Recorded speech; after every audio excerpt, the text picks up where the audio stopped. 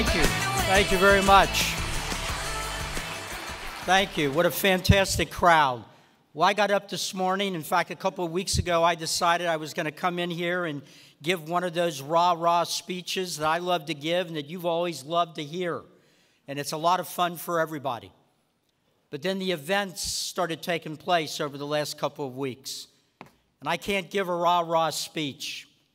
I want to talk about this moment in American history, in this moment in Washington, D.C. I've been here almost as long, maybe even a little longer than Senator McConnell, I'm sorry to say. As you all know, I was 6'2" when I first came here. I want to give you a little bit of a reminder about the history that we've gone through on the Supreme Court. 1987, Ronald Reagan nominates Robert Bork to the Supreme Court, an intellectual giant, a man that was admired by everybody in this city. He goes up for the hearings and they chew him to pieces. It was slash and burn from day one. Judge Bork did not have deep religious convictions at the time. He was wrestling with those things. He ended up becoming a very devout in his faith. They accused him, some Southern Democrats, oh, I can't vote for him. He's an atheist. This from a party that regularly attacks religious liberty. Judge Bork was defeated 58-42. 58-42. A few weeks later, Ronald Reagan, getting advice at the White House, not wanting to go through another bitter battle like that where you wouldn't be able to know what was going to happen, nominated Anthony Kennedy to the Supreme Court. Now look, Kennedy ended up being good on some issues, but there were a whole lot of issues related to values he ended up being terrible about. You know what the vote was for Anthony Kennedy? 97-0. And of course, we paid a price for not having somebody that was more predictable in his constitutionalism. 3 years later, President George H.W. Bush nominates a guy named David Souter.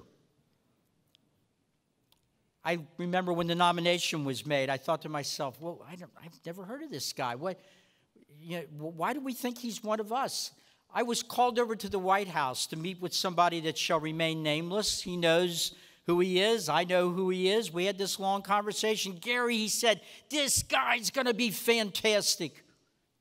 He's one of us. I said, well, can you give me anything? An article, a letter to the editor? I can't find anything. Gary, that's the whole point here. He's a stealth candidate. You see, that became the strategy of Republicans for many years. Nominate somebody without any record and convince all of us to go along with it. Well, it ended up that Justice Souter was so stealth, he didn't even know he was a conservative. Justice Souter was the kind of Supreme Court justice that Barack Obama would have been proud to put on the Supreme Court. A tremendous lost opportunity. 1 year later, George H.W. Bush, perhaps trying to make up his previous mistake, cheered all of us when he nominated Clarence Thomas to be to the Supreme Court.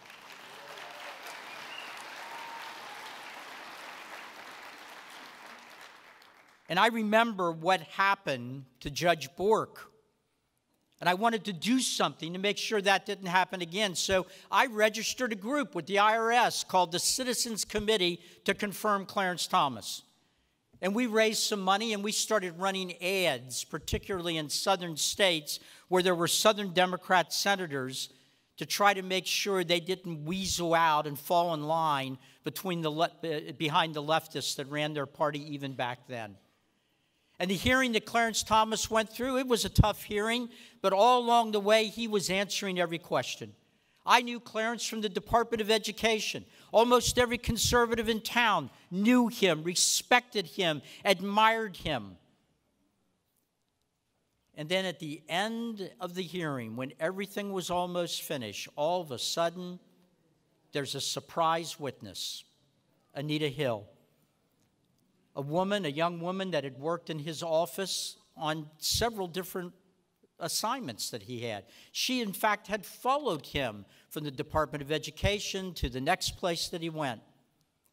And she did not allege any kind of physical assault. She alleged inappropriate verbal conversations that he brought up, something that would be called boorish behavior, but it was earth-shattering at the time. The media immediately started saying, this man is over. He's finished. He ought to withdraw. And let me tell you, my friends, there were people in the White House that wanted him to withdraw his name. But he had been besmirched. He wasn't going to do that. Clarence Thomas is a fighter. I remember meeting with him. I don't remember the exact circumstances, but saying to him, yeah, Clarence, I just have one question. Is any of this true? No, it isn't, Gary. That's all I need to know. And I remember on the day that Clarence Thomas was going to respond to the charges of Anita Hill, I remember being in an anteroom in a Senate before he was going to walk down the hallway into that hearing room. I walked down the hallway with him, and at the end of the hallway, there were all these media lights, all the cameras, and we could see way down at the end of the hall light, there was a crowd, and there were chants going on, and a lot of noise being made, and I thought to myself, this is going to be a tough, tough day.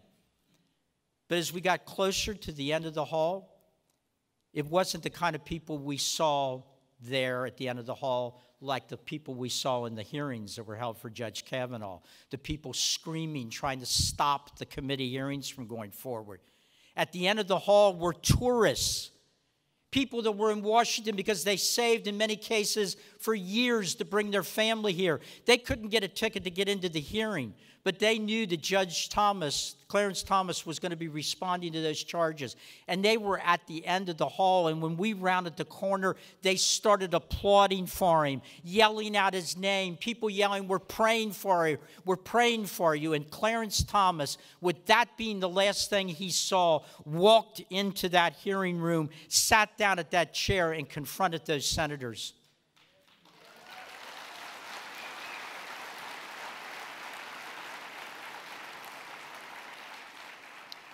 I'd love to read to you his entire testimony.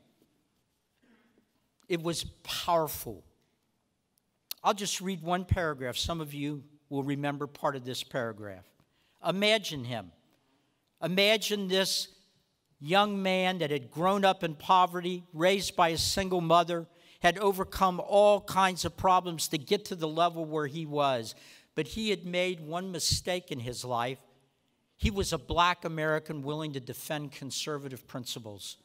And that is why they needed to stop him.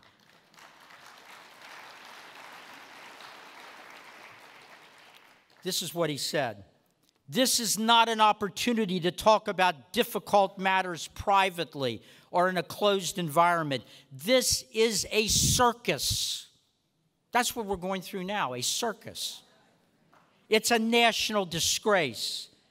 And from my standpoint, he said, as a black American, it is a high-tech lynching for uppity blacks who in any way deign to think for themselves, to do for themselves, to have different ideas. And it is a message that unless you kowtow to an old order, this is what will happen to you. You will be lynched, destroyed, caricatured by a committee of the U.S. Senate rather than hung from a tree.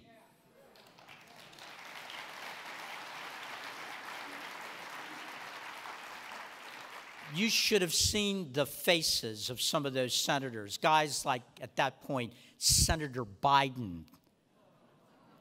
Some of the senators that did not expect this man to courageously confront what they were trying to do to him. I didn't get a chance after the hearing to go up and look at the seats, but I bet if I could have, there would have been some wet spots.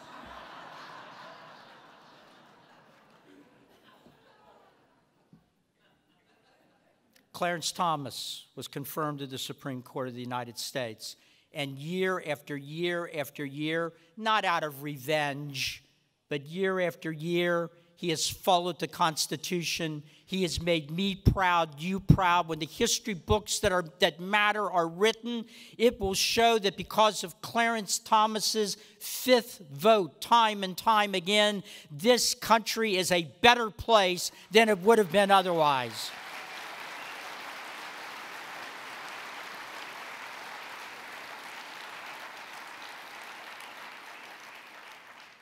Now let's go 2 years later. Bill Clinton, June of 1993, nominates Ruth Bader Ginsburg. Ruth Bader Ginsburg had been a lawyer and official in the American Civil Liberties Union. Her name was on briefs and on documents and on memos promoting policies that in many cases 80% of the American people would disagree with. And so she comes up before the United States Senate just a couple of years after they tried to do what they tried to do to Clarence Thomas. Wouldn't you think the Republican senators back then would say, well, now, wait a minute. This woman is outside the mainstream. No, what happened, sadly, when you go back and look at it, was a bunch of Republican senators that wanted to prove that, unlike the other guys, they were gentlemen. Some of them said, well, you know, Ms. Ginsburg, I don't agree with you on many issues, but the president has a right to put on the Supreme Court who he wants to put on, as if that would buy them equity the next time there was a Republican president. Ruth Bader Ginsburg, 2 years after Clarence Thomas, was confirmed by a vote of 96-3. Shame is exactly right. Now look, that brings us up to today. This is a travesty. I cannot imagine what it has felt like for Judge Kavanaugh to be in that hearing room with some of the things that have been pulled. I mean, and it's almost like political waterboarding. That's what our confirmation process has become. And look at some of the specific senators. And almost, by the way, almost all the people I'm naming are people that want and believe they've got a great chance to become the next leftist, progressive president of the United States. Let's take a look at Senator Booker. Senator Booker announced at the hearing that he was going to break the committee rules and release confidential documents that were supposed to be eyes only for the committee members. And then he went on and released those documents.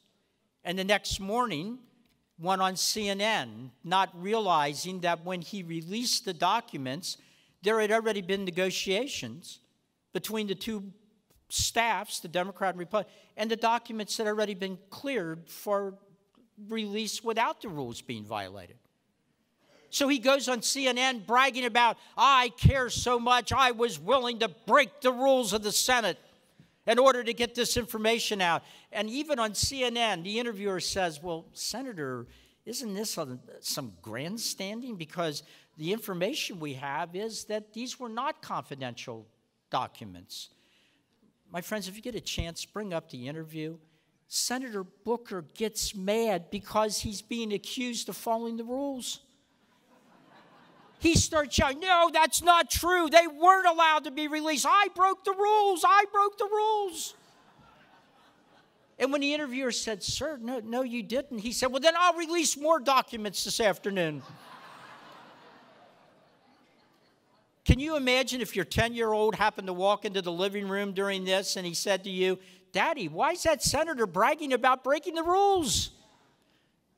I'll give Senator Booker credit for this. He knows the current grassroots of the progressive Democrat movement in this country because it's demanding that people like Senator Booker break every rule to resist the duly elected president and vice president of the United States and to overturn the election results where 63 million Americans voted for who the president is.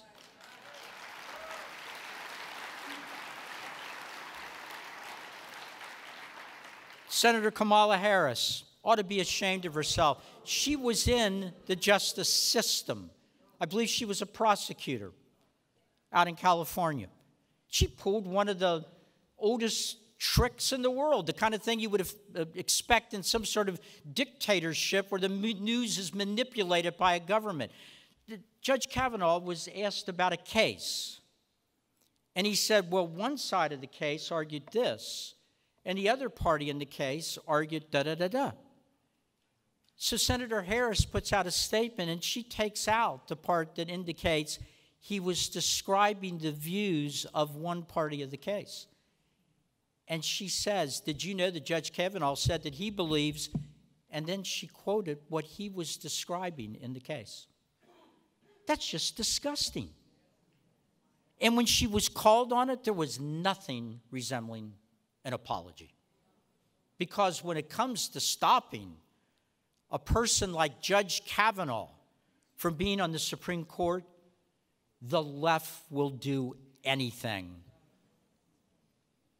You know, if you watch the hearings, that all during this back and forth, in which I thought Judge Kavanaugh did one of the most amazing jobs I've ever seen in my life in hearing those questions.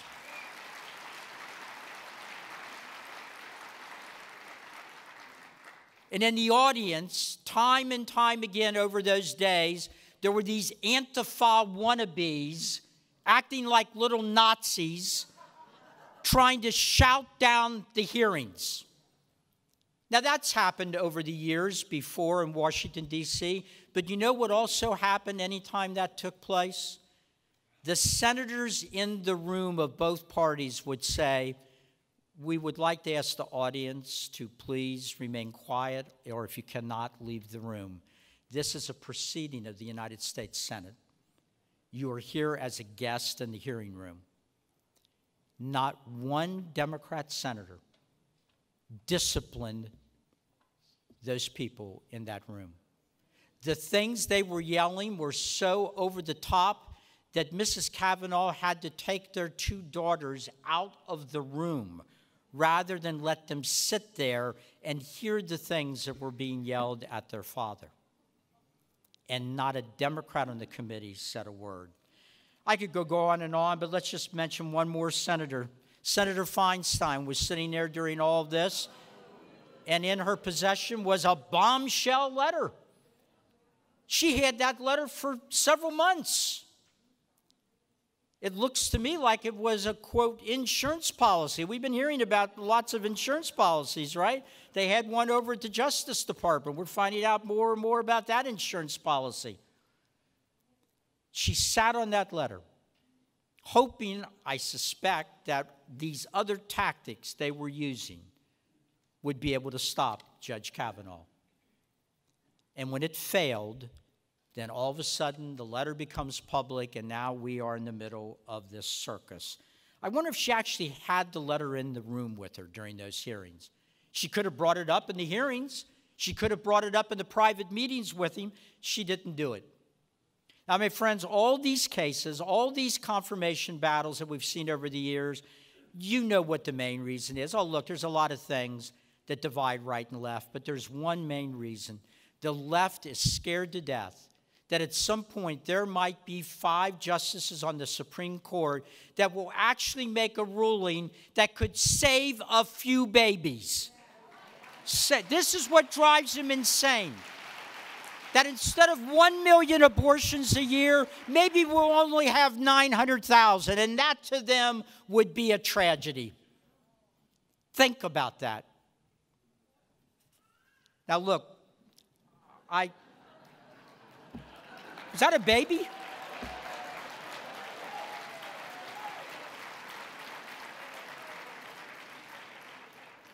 That was a God moment right there. That was incredible. In fact, I'd like to invite that baby up here if he wants to say a few words. Look, I have sympathy, and I am praying for the accuser out in California for whatever happened in her life. And I'm sure this is a difficult time. But my friends, if you walked into a police station or an FBI agent, if you walked in anywhere and said, I I want to report a sexual assault. Yes, ma'am. When did this happen? 36 years ago. Excuse me? 36 years ago? Yes. Do you have any eyewitnesses? Well, there are 2 witnesses, but they both deny it happened.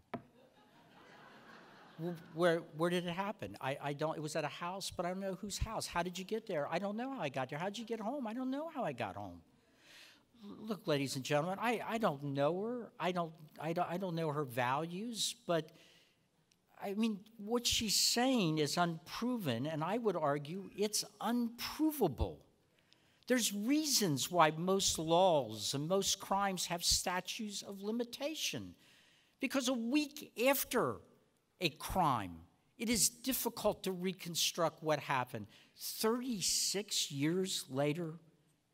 Now look, we can't prove what she said, but there is something we can prove, and that is Judge Kavanaugh's character.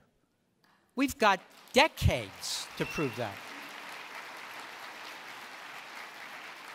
We have hundreds of women, some of whom do not agree with him politically. Women he went to high school with, to college with, to law school with, that clerked for him. Women whose children were on teams he coached. And they all say the same thing. Women that dated him.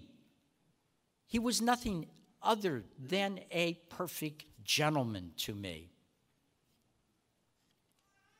Now, look, no one in this audience wants a country where it's okay to sexually abuse or assault anybody, your daughter, your wife, your mother, your girlfriend, your sister. Nobody wants that. I have a wife. I have 2 daughters. I've got 3 granddaughters. Woe to the man that tried that with any of them. But I would suggest to you that all of us, including women, who have men in their lives, who have fathers and husbands and boyfriends and brothers and sons, shouldn't want a country where after a lifetime of decency, the man in your life can be ruined by somebody stepping up and saying, 36 years ago, he did this to me. That is not what this country is about. Where does Judge Kavanaugh go to get his reputation back? Where does he go? My friends, I pray that someday we will have a United States Senate with 100 senators that are as decent and moral and good as Judge Kavanaugh.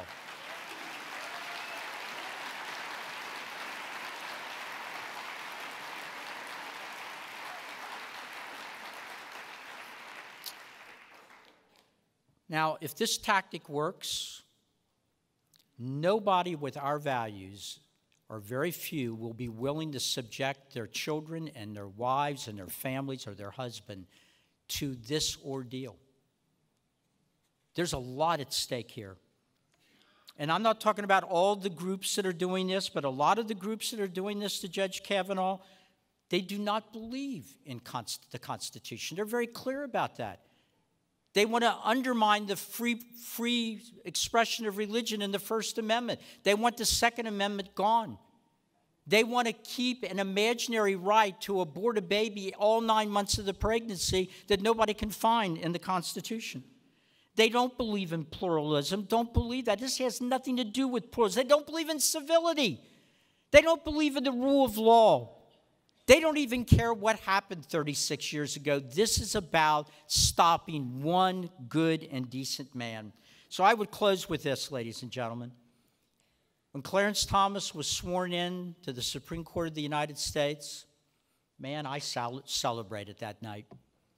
And I have celebrated week after week, month after month, year after year, as I opened up the newspaper and saw decisions where he was the 5th vote. And my friends, in a few weeks, when Judge Kavanaugh is sworn in as the next Supreme Court Justice, we will not only celebrate that day, we will be celebrating for the next 30 years. God bless you. Thank you very much. Never give up.